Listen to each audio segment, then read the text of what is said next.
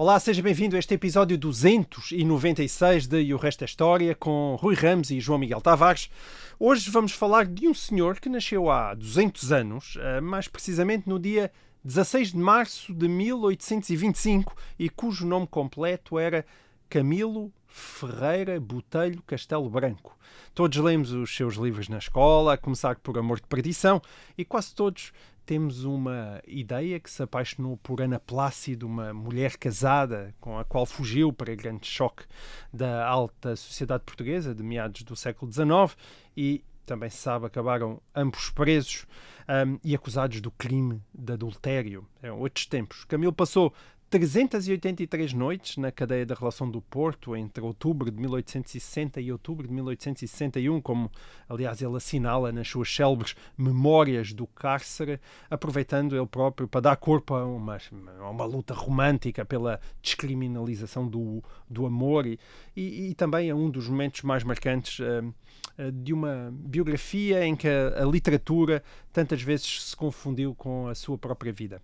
Camilo escreveu muito, escreveu obsessivamente e escreveu mais do que parece humanamente possível. Ele tem cerca de 260 livros, ninguém sabe bem, mais de 100 romances, qualquer coisa à volta de 30 mil páginas. Ele escreveu 30 mil páginas ao longo de 4 décadas, e isto sem contar com milhares de artigos e colaborações com jornais. É uma produtividade demencial. E quando Camilo não pôde mais escrever nem ler devido ao avanço da cegueira, supostamente causada pela sífilis, ele agarrou num revólver e deu um tiro na cabeça, morrendo em 1890, aos 65 anos de idade. Rui, e o resto da história não é um programa de literatura, mas de facto há escritores cuja obra é de tal forma importante que eles têm não só a capacidade de se inscreverem na história, mas mais do que isso têm a capacidade de tornar os seus livros absolutamente indispensáveis para compreender uma determinada época histórica. Eu imagino que aches que é esse o caso de Camilo Castelo Branco. A minha pergunta era porquê? O que é que a sua obra tem de tão importante para estarmos a falar dele aqui nos 200 anos do seu nascimento? Isto não é um programa de literatura, portanto vamos abordar a obra de Camilo Castelo Branco de um ponto de vista histórico. E vamos distinguir duas coisas. Quer dizer, uma é saber porque é que ele teve uma reputação tão grande no seu tempo. Porque ele não foi um escritor como o Fernando Pessoa, que só foi descoberto depois de morto pelo grande público. O Camilo Castelo Branco é um dos escritores portugueses mais populares em meados do século XIX. Conheceu a fama tão em vida. Conhecido, ou ainda mais, talvez, conhecido há 200 anos como é hoje. Quer dizer, mas era tão conhecido como é hoje. E depois, a outra questão, quer dizer, uma questão separada dessa, é porque é que essa reputação sobreviveu até 200 anos, até 200 anos depois. Isto é, como é que um escritor muito popular em 1860 se torna um dos escritores mais importantes da literatura portuguesa, de tal maneira que hoje estamos a falar aqui dois. Coisa que habitualmente não acontece, não é? Porque nem todas as épocas históricas, nem toda a gente, a maior parte das pessoas muito famosas. Eu faria aqui a lista dos grandes autores portugueses de 1860 e tenho a certeza que ninguém dos nossos ouvintes tinha lido uma única página de Mendes Leal, de Rebelo da Silva, enfim, dessa gente toda que está... Soares dos Passos, quer dizer, nomes obscuros. Não, que eram agora, monstros da literatura, best-sellers, grandes figuras. Camilo é um daqueles que era tão conhecido em 1860 como é conhecido hoje. Estou a dizer 1860 porque é à volta desse ano que ele é um dos grandes, à volta desses anos que está a sua grande época de atividade, de produção. Ora bem, vamos falar então porque é que ele era muito popular no seu tempo. E há duas razões para essa popularidade de Camilo nos anos 1850, 1860, 1870, que são os anos, as 3 décadas em que ele publicou a maioria dos seus romances, portanto, entre os 30 anos e os 50 anos, mais ou menos, que é sua grande época de atividade. O que torna a coisa ainda mais demencial, não é? A quantidade e além disso, daquele dos livros que ele escreveu e dos artigos que ele escreveu para os jornais, tens a correspondência. Há um cálculo, são cerca de 15 mil páginas impressas das conhecidas, daqueles que sobreviveram, quer dizer, daquilo que ele escreveu. Bem, a primeira razão dessa popularidade, eu acho que podíamos dizer que Camilo era uma espécie de, em 1860, uma espécie de autor de telenovelas do seu tempo, que eram os folhetins. Portanto, não havia televisão, não havia rádio, mas havia jornais impressos em papel. Esses jornais traziam notícias, traziam crónicas, mas na primeira página, nessa época, em rodapé da primeira página, traziam o chamado folhetim, que era geralmente um capítulo de uma história que era publicada em continuação. E essas histórias eram geralmente histórias de aventuras sensacionais, ou histórias de amores infelizes com muitos incidentes e muitas uma narrativa, uma intriga complicada que continuava no número seguinte do jornal e, portanto, levava as pessoas a irem ler enfim, ficar à espera do dia seguinte para saber o que é que... Exatamente a lógica da telenovela hoje em dia. O modelo tinha sido apurado em França, portanto o folhetim veio um bocadinho de França, e está dirigido a um público urbano, que é o público grande consumidor de jornais, que é um público ou é letrado ou lê, ou então tem quem leia, porque os jornais às vezes são lidos em grupo, alguém lê para os outros ouvirem. Portanto, é muito provável que estes folhetins, estas aventuras, estes romances, publicados em rodapé na primeira página do jornal, fossem lidos por alguém da família para o resto da família ouvir ao serão ou uma coisa qualquer. E, portanto, desde o fim da década de 1840, portanto, quando ele tem 20 e tal anos, Camilo é autor desses folhetins. E ele é autor de vários géneros dos folhetins. Um dos géneros é o romance negro, que é um folhetim, portanto, de mistério, de crime, como, por exemplo, Anátema, de 1851, ou Mistérios de Lisboa, de 1854. Eu estou a falar aqui de livros de Camilo, que as pessoas conhecem hoje como livros. Sim. Mas os livros eram verdadeiramente coleções de folhetins, quer dizer, isto é, aquilo era primeiro publicado em série nos jornais e depois eram colecionados e vendidos depois como livro, como volume, como um volume. Diz-me só uma coisa, as pessoas que escreviam esses folhetins e que tinham honra de primeira página, significava que eram já autores reconhecidos? Não necessariamente. Ou era o folhetim é que agarrava e não propriamente o autor? Não, era o folhetim que agarrava. Muitos destes folhetins, eu acho que uma grande parte eram traduções do francês, de séries francesas que eram traduzidas, adaptadas. Aliás, o autor era relativamente o autor anónimo. Era muito... A não ser quando ganhasse uma dimensão, imagino. Era muito relativo.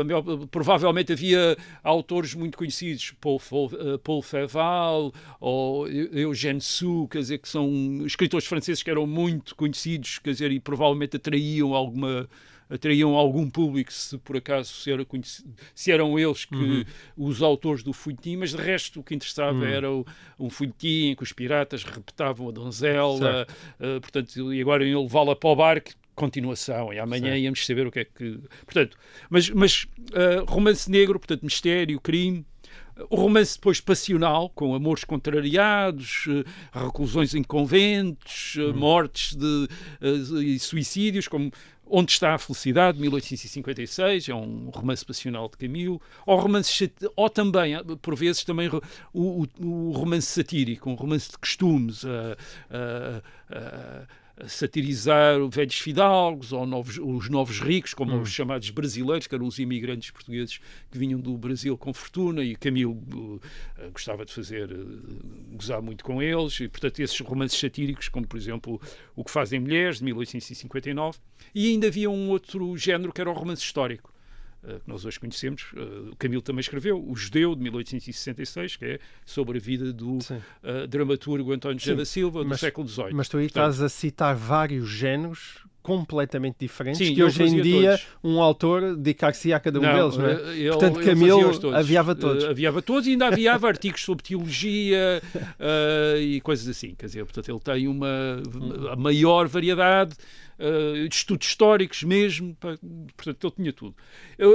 Repito, estes romances eram publicados, a maior parte deles, no fim depois já começaram a ser publicados também em volume, por vezes, já desde o início, mas eram publicados em jornais, em continuação, e depois reunidos em livro.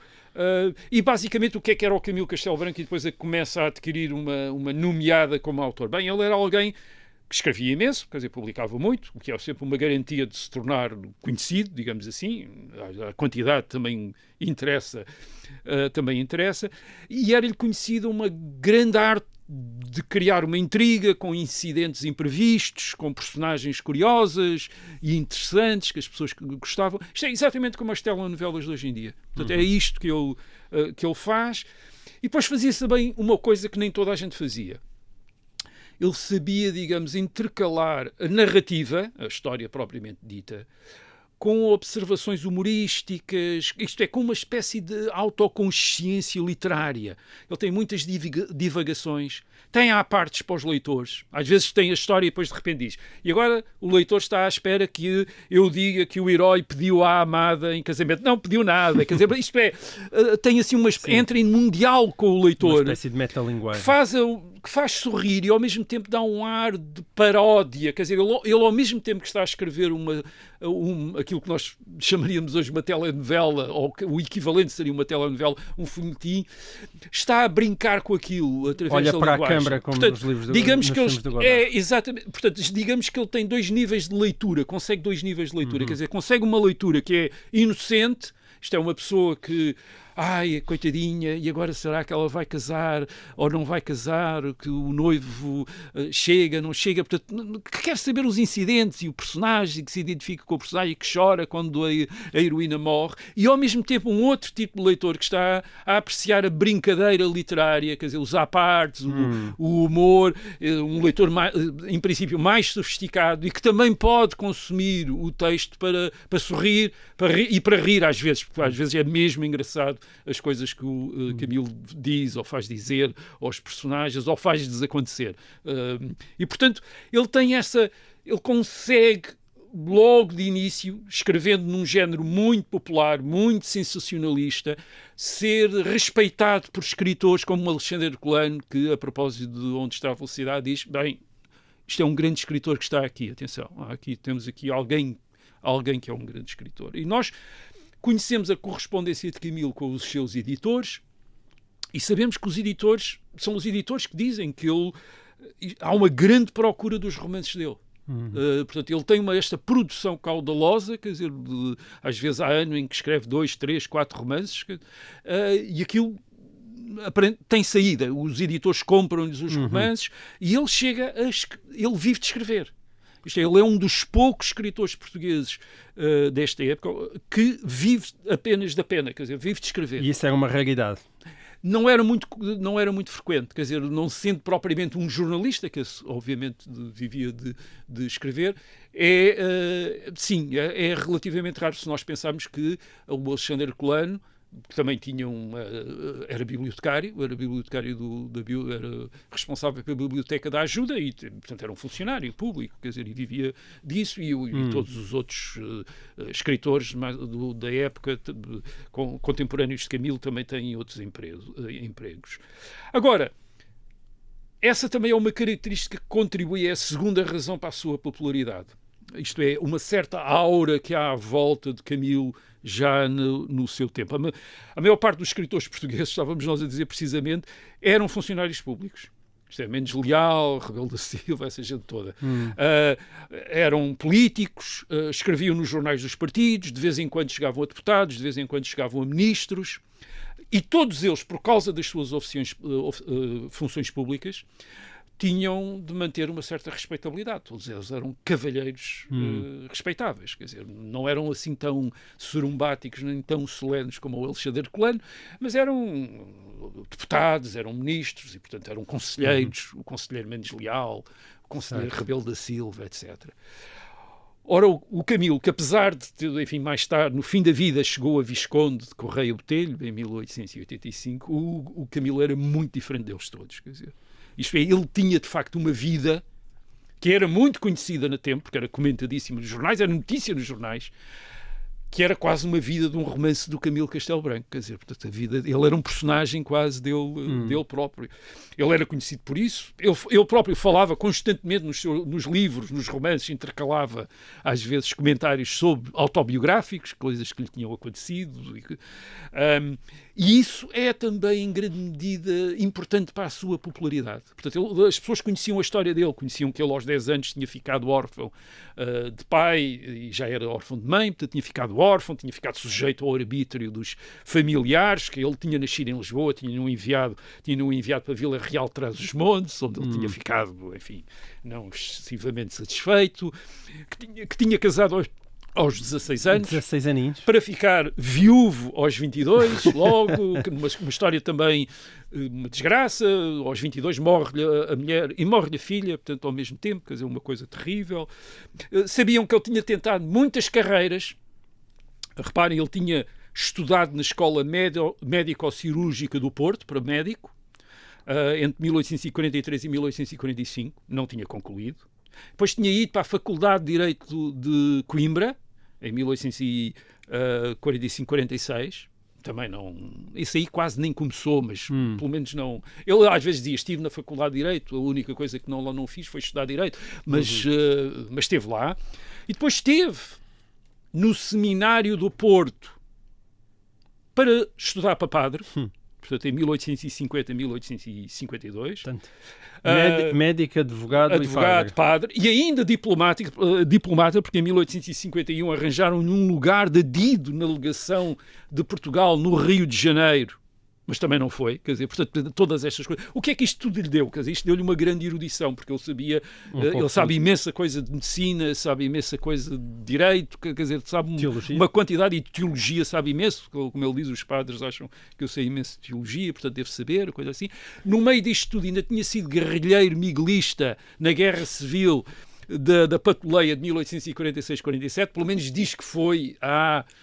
Dúvidas sobre isso, é uma história inventada por ele para se tornar ainda mais interessante. E depois tem aquele caso que pôs nos jornais, nas bocas do mundo, não é? Em 1860, quando é preso por adultério com Ana Plácido, a mulher de um negociante do Porto, do Manuel Pinheiro Alves. Ele vai casar, o Camilo vai casar com Ana Plácido muito mais tarde, em 1888, mas neste momento, em 1859-60, o Manuel Pinheiro Alves não acha graça nenhuma ao Camilo andar com a mulher dele, faz uma querela por adultério e Camilo é preso um ano na relação do Porto, depois de ter andado fugido, andou fugido durante uma série de meses, depois entregou-se na cadeia da relação do Porto, onde esteve um ano, e escreveu da prisão. Portanto, muitos romances, artigos, etc., eram assinados da cadeia da relação do Porto. Portanto, e porque o adultério era ilegal naquela época. E porque foi feita uma queixa, quer dizer, o Manuel Pinheiro Alves fez uma querela, quer dizer, uma queixa por adultério, quer dizer, ele apresentou uma queixa contra se não tivesse feito nada, a coisa tinha passado. Se não tivesse feito queixa, a coisa tinha passado, quer dizer, mas ele fez uma queixa e, portanto, os culpados foram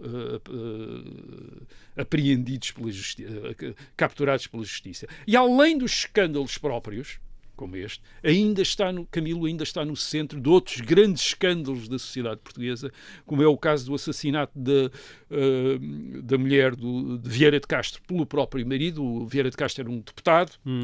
Em 1870, Vasco Polido Valente, aliás, escreveu um ótimo livro sobre esta história do José Cardoso Vieira de Castro. Camilo Castelo Branco é um grande amigo de José Cardoso Vieira de Castro, vem depois a publicar um livro de correspondência entre ele e Vieira de Castro. A seguir, portanto, Camilo está no centro desta história, quer dizer, também não está no centro. Portanto, não há praticamente este escândalo que envolve a gente. Mas porquê é que está no centro?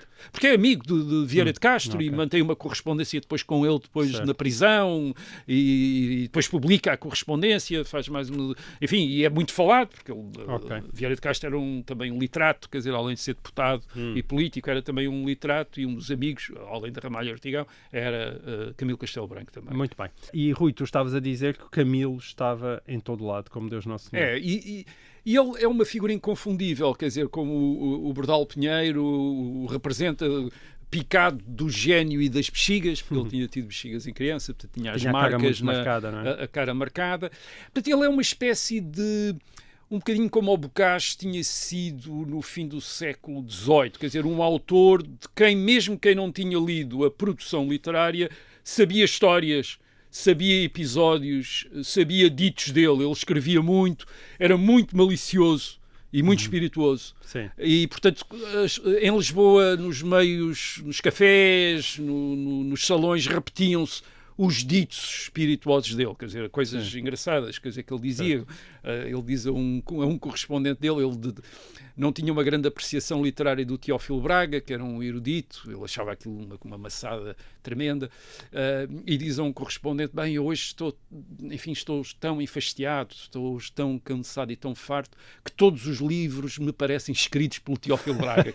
Qualquer livro que abria parecia um livro do Teófilo Braga, para ele. Bem, mas até agora, portanto, isto são ingredientes que o tornaram popular. Tornaram muito popular, muito famoso na época. Quer dizer, autor de livros que toda a gente tinha lido e depois um personagem característico de escândalos, de vida que chamava a atenção e, portanto, as pessoas conheciam. Mas esta é a popularidade da época. Agora, o que é que explica, como é que nós podemos explicar a sobrevivência da sua reputação, precisamente quando todos aqueles que eram considerados grandes autores do seu tempo desapareceram nos anos seguintes sem deixar rastro? Gomes Leal, Rebelo da Silva, o António Pedro Lopes de Mendonça. O António Pedro Lopes de Mendonça era até o autor que começa a fazer os primeiros folhetins e é muito conhecido porque era também um jovem, quer dizer, muito popular nos anos 50.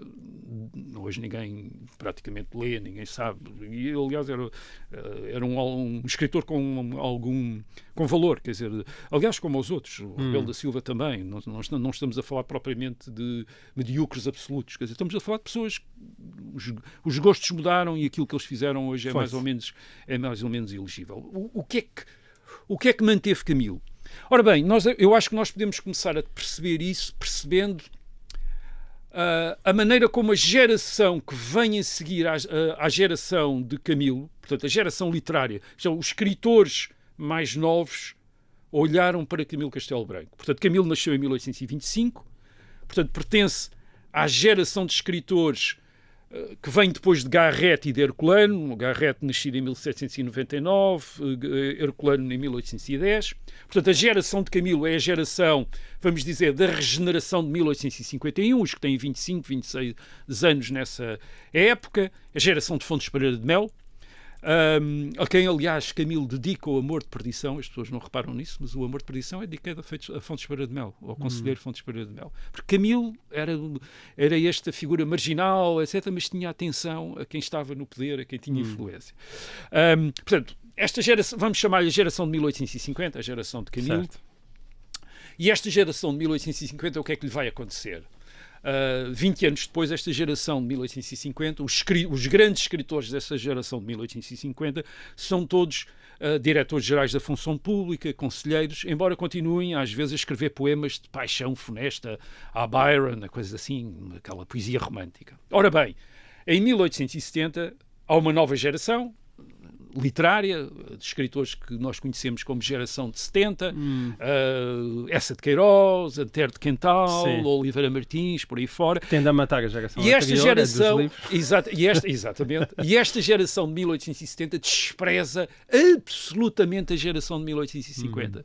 Isto é, não é só desprezar, é mesmo desprezo, quer dizer, um nojo quase por aquela gente. Como é que aqueles conselheiros respeitáveis escrevem depois aqueles poemas de morte, de amor, etc., quando eles estão ali à frente das repartições públicas, quer dizer, a gozação, aquilo nada batia certo. Portanto, esta geração quer-se realista, não se quer romântica, quer-se às vezes até mais científica até do que literária, portanto, não tem absolutamente respeito nenhum por aqueles que vieram antes e, sobretudo, por aqueles que aquela geração imediatamente anterior, literária imediatamente anterior à geração de 1850, com uma exceção.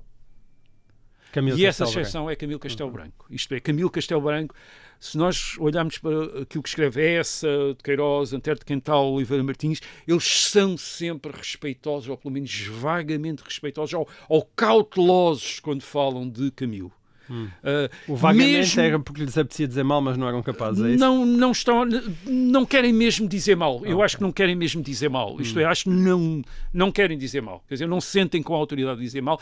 E isso acontece mesmo quando Camilo Castelo Branco diz mal deles e goza com eles, como Camilo faz no fim da década de 70, em 1879, quando publicou o Eusébio Macário, que é uma gozação com a maneira como Essa de Queiroz e os outros escreviam romances. Isto é Camilo a gozar com eles. Isto é ao contrário, quer dizer, eles que gozavam com a geração de 1850 têm um autor dessa geração a gozar com eles e eles não gozam com ele.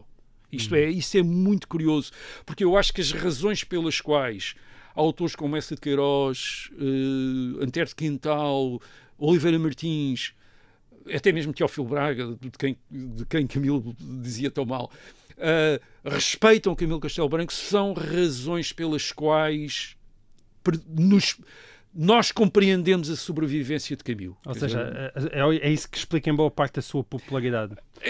Ou seja, a sua sobrevivência, não a popularidade. A popularidade é da tempo. Sempre teve, a sobrevivência dele tem a ver com razões que já são razões que levam esta geração de 70 a olhar para Camilo e dizer com este nós não podemos gozar. Então, mas que ingredientes qual é a primeira? A primeira razão é a maneira como Camilo escreve. Camilo Castelo Branco escreve. E basicamente ele é muito provavelmente o mais espantoso manejador da língua portuguesa nos últimos 200 anos. Nenhum outro escritor tem a precisão, a concisão, o ritmo, a música com que Camilo escreve português. O Essa de Queiroz precisava de imensos advérbios, de imensos adjetivos para criar os mesmos efeitos, efeitos equivalentes na sua prosa. Camilo é uma prosa reduzida ao essencial e que tem uma elegância, uma sugestividade, e é extraordinariamente sugestiva e elegante, com muito menos elementos do que os outros. Camilo, para esta gente como Essa de Queiroz, Antero de Quental ou Oliveira Martins, ele representa de alguma maneira uma maneira de escrever que é uma maneira clássica de escrever português, que faz lembrar a maneira como se escrevia português nos séculos XVI, XVII e XVIII, sobretudo os grandes prosadores religiosos dos conventos, como o Frei Luís de Sousa, o Padre António Vieira ou o Padre Manuel Bernardes, que no século XIX são vistos como os grandes clássicos da prosa portuguesa.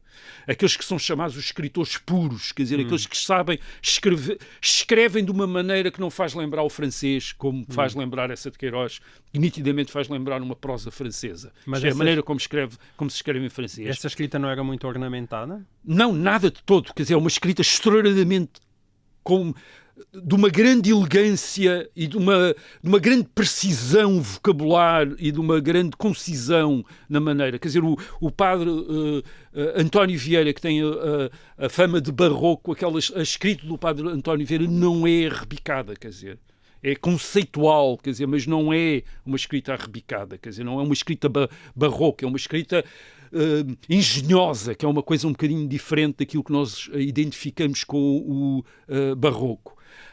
E Camilo parece ser um deles. Isto é o Fidelino de Figueiredo, que é um crítico literário do princípio do século XX, por exemplo, diz mesmo isto, escreve isto: Camilo é o único escritor português que está ao nível do Padre António Vieira. Nenhum outro escritor português está àquele nível. Ele é o único. Quer dizer, há António Vieira, aquele que quem Fernando Pessoa chamou o imperador da língua portuguesa, e há Camilo Castelo Branco, é o único, depois de António Vieira, que está ao nível de António Vieira. Ao contrário do quê? Ao contrário de escritores, repito, como Essa de Queiroz, que são ótimos, excelentes, grandes escritores também, mas em que se nota a influência francesa. Isto é, Camilo faz lembrar uma espécie, para estes críticos, historiadores literários do fim do século XIX e princípio do século XX, faz lembrar uma tradição nacional. Este não é um autor que vem de França. Este é um autor que vem de uma tradição portuguesa, é um escritor português. Aliás, é mesmo isso que diz, é o escritor mais português que no século XIX existe. Alguém que escreve numa tradição que foi desenvolvida, que teria sido desenvolvida em Portugal. Ora, isto o que é que faz? Faz com que Camilo, depois de talvez ter, para além daqueles leitores que ele tinha que gostavam dos folhetins, para além daqueles leitores que ele tinha que gostavam do seu humor e enfim, das coisas engraçadas que ele dizia, ele começa a ter outros leitores que, sobretudo em Camilo Castelo Branco, gostam da maneira como ele escreve. Isto é, do português que ele escreve. Isto é, que começam a tratar, desde o fim do século XIX, como um clássico da língua. Isto é, já, aliás, em vida dele, na década de 80, em 1885, quando o Parlamento aprova uma medida para ele ser dispensado de pagar os direitos por ser visconde, que tinha de se pagar uma espécie de, enfim, de imposto para ser visconde. O Parlamento decide que ele não tem de pagar, e a razão é: ele é um dos grandes escritores da língua portuguesa. Portanto, ainda em vida, ele já é, isto é, muito provavelmente para Eça de Queiroz, para Antero de Quental, para Oliveira Martins, talvez de uma maneira surpreendente para nós hoje, nenhum deles se considerava ao nível a que escrevia Camilo Castelo Branco. Quer dizer, aquilo era qualquer coisa que estava acima deles. E tem uma mística especial desta tradição nacional. Isto é, Portugal, no fim do século XIX, princípio do século XX, a cultura portuguesa tenta adquirir uma certa autonomia perante as influências estrangeiras. E, portanto, enquanto Eça de Queiroz é tratado como um escritor cosmopolita, como um escritor cheio de galicismos, ele é criticado no seu tempo, escreve à maneira francesa, Camilo é precisamente um escritor nacional. Um escritor que nunca saiu do país, ao contrário de Eça de Queiroz, que viveu a maior parte do tempo lá fora. Um escritor que parece ter uma paisagem extraordinariamente portuguesa, que é o norte de Portugal, com que ele é identificado, apesar de ele ser natural de Lisboa, atenção. O Minho e Trás-os-Montes, onde se passam muitos dos seus romances, e parte do país que, para alguns eruditos do fim do século XIX, representa o Portugal mais genuíno, o Portugal profundo. É precisamente com este Portugal que Camilo está identificado. Portanto, ele vem a ser tratado como o escritor mais castiço. Esta é a expressão que é usada, quer dizer, mais retintamente português, apesar de ter imensas referências literárias estrangeiras, quer dizer, aliás, ele está sempre a citar de imensos escritores estrangeiros que ele lê e aproveita também, mas consegue passar como se fosse um escritor vindo diretamente dos conventos do século XVII e do século XVIII. E isso faz com que na primeira metade do século XX haja uma coisa muito curiosa nos meios literários portugueses, que é uma divisão, mas quase futebolística, entre dois clubes, que o João de Araújo Correia, que é um escritor, aliás, bastante interessante, talvez também pouco lido, mas muito interessante, ele diz, em 1968, tem uma crónica que diz, portanto, a literatura portuguesa é uma espécie de campeonato de futebol, não há Benfica e Sporting, no Futebol Clube do Porto, há dois clubes que é os camilianos e os queirosianos, quer dizer, e portanto há dois clubes que se disputam, de gente que há quem prefere Camilo Castelo Branco, quem prefere Eça de Queiroz, e ele de certa forma mantém-se até hoje. Sim, e mantém-se um bocadinho. E o João de Araújo Correia diz, em relação a mais nenhum outros escritores acontece isto, quer dizer, portanto são estes dois escritores, e portanto Camilo representa um gosto.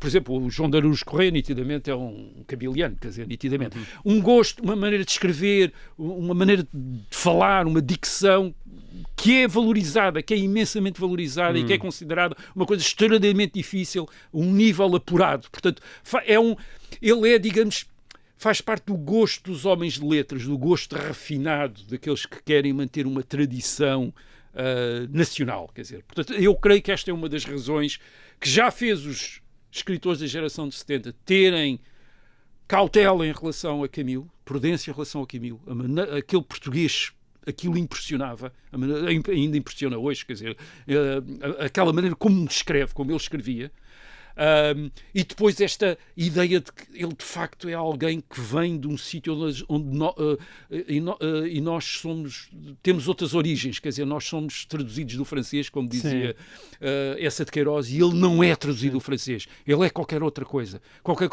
E eu acho que é qualquer outra coisa que, em certa medida, até os outros escritores gostariam também de ter aquela relação qualquer que ele tem com uma tradição que é única e que é tipicamente portuguesa e Camilo representa isso. Portanto, isso também, de certa forma, fazia dele alguém também menos cínico do que Essa de Queiroz, não é? Para que olhava para Portugal, às vezes, com uma certa sobranceria, uma certa piolheira. Não necessariamente, quer dizer, não necessariamente. Ele não é um escritor, aliás, vou falar disso a seguir, não é necessariamente um escritor piedoso, um escritor nacionalista, quer dizer, não é nada disso. Quer dizer, mas não tem um olhar tão negativo sobre Portugal. Tem um olhar mais negativo ainda do que Essa de Queiroz, quer dizer, ele tem um olhar negativo, aliás, sobre tudo, ao contrário dessa de Queiroz. Aliás, é o que eu vou dizer a seguir, é outra razão pela qual ele penso que sobrevive, quer dizer, ele tem um olhar profundamente trágico sobre as coisas. E vamos já começar, essa talvez é a segunda razão pela qual Camilo depois sobrevive. É que os romances de Camilo, para além dos incidentes, para além das personagens, parecem conter, e para além a arte de escrever, parecem conter uma visão do mundo. E é uma visão do mundo profundamente contrária àquela que domina na literatura portuguesa nos séculos XIX e no século XX. Isto é muito contrária a todos os outros escritores do seu tempo e escritores que lhe vêm a seguir. Ele tem uma visão do mundo completamente diferente. E essa visão do mundo que é dessa dominante na literatura portuguesa é de uma espécie de um certo otimismo progressista, e Camilo não partilha nada disso. Camilo não é um reacionário. Não quer um regresso ao passado, mas Camilo não acredita no progresso. Ele tem uma visão pessimista que não é apenas a de um cético desiludido com a história, mas é algo de mais profundo. Isto é a ideia de que não é possível a felicidade na Terra. Nenhuma felicidade é possível nesta Terra. Basicamente, para sermos rápidos e curtos, é uma visão muito tradicional, uma visão cristã, trágica, que é que a felicidade não é do reino dos céus, não é daqui. Ele, aliás, diz isto em 20 Horas da Liteira, que é um dos seus livros. Ele escreve isto, e vou citá-lo: eu afiz-me a ver uma quase noite no mundo exterior. O meu mundo subjetivo está povoado de imaginações escuras. Ele é um escritor de imaginações escuras. E eu acho que aquilo que por vezes faz de Camilo, das suas histórias, dá-lhes uma dimensão trágica que nós não encontramos noutros escritores, é essa visão cristã tradicional expressa por um não crente. Ele não se considera já um crente, mas, por exemplo, quando nós lemos O Amor de Perdição, de 1863, o Amor de Perdição é a lenda de um santo. Aquilo é uma lenda de um santo, é um livro cristão. Quer dizer, é um rapaz, o herói Simão Botelho, começa por ser um rapaz violento e depois se torna um mártir que aceita o seu destino. É basicamente uma lenda cristã que Camilo escreveu em 1863 como um folhetim e como um livro que toda a gente leu, mas basicamente aquilo é uma lenda cristã. Agostina Bessa Luís, que tem algumas das mais brilhantes páginas sobre Camilo Castelo Branco, ela faz ainda uma aproximação extraordinariamente curiosa. Ela aproxima Camilo Castelo Branco de Dostoiévski e aproxima O Amor de Perdição do Crime e Castigo. Ele diz que Simão Botelho mata, tal como Raskolnikov, o herói do Crime e Castigo, mata. Isto é, matam para cumprir um destino. Cumprir um destino que é um destino trágico, mas eventualmente a redenção numa outra dimensão. Rui, portanto, para ti o Camilo Castelo Branco é uma espécie de Dostoiévski português, é isso? É o nosso... sim, talvez pudesse...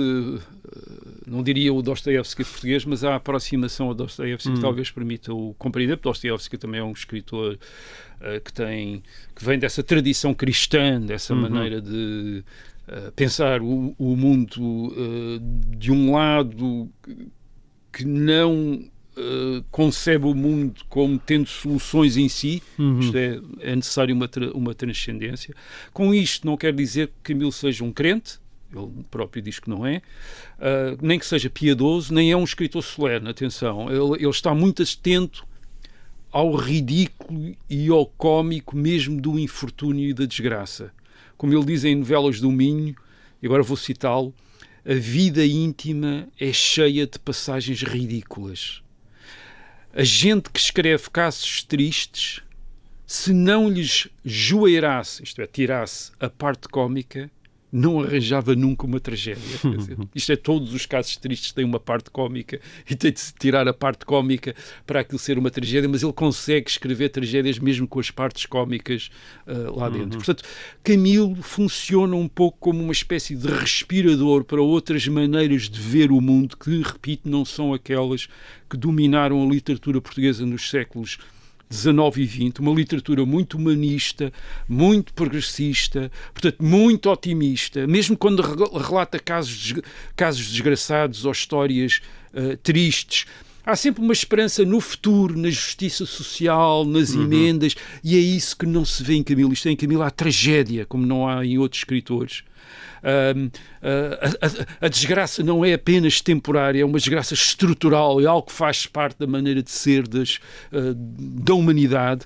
Ele não acredita na evolução, na reforma social, nitidamente. Portanto, é alguém que destoa de quase todos os outros escritores portugueses. E depois ele tem, mais uma vez, o lado biográfico, quer dizer, os seus sofrimentos pessoais, quer dizer, a mortes na família, a sua cegueira, quer dizer, o seu suicídio, quer dizer, tudo isso até para os seus leitores deu a noção de que aquilo que sentiam como, digamos, o seu pessimismo não era uma atitude literária, mas era mesmo algo vivido, isto é, era algo que vinha de uma experiência, da vida dele, da própria vida dele. Portanto, eu diria que os folhetins de 1860 continuam a ter impacto, não só por terem histórias que, por vezes, nos prendem mesmo, isto é, nós queremos, quando começamos a ler, de repente queremos saber o que é que vem acontecer, que nos prendem pelo português em que está escrito, que não se parece de facto com nenhum outro dos seus contemporâneos. Ninguém escreve daquela maneira, mas também por algo que talvez às vezes não seja claro para o leitor, mas que acaba por nos impressionar, que é uma perspectiva sobre a vida humana que não tem muitas outras expressões na literatura portuguesa contemporânea.